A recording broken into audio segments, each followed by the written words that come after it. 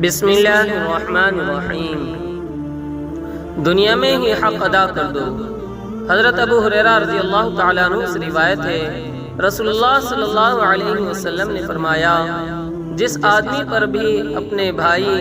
یعنی دوسرے مسلمان کا اس کی عزت و آبرو سے متعلق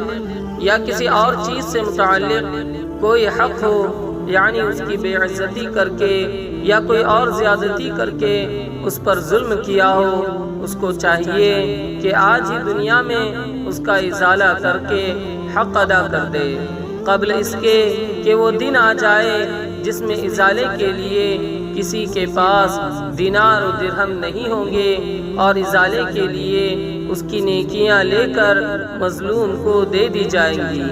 اگر اس کی نیکیاں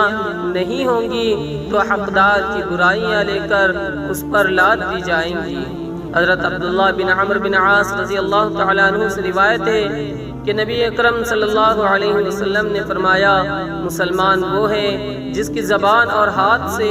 دوسرے مسلمان محفوظ رہے، اور مہاجر وہ ہے جو اللہ کی منع کی ہوئی چیزوں کو چھوڑ دے۔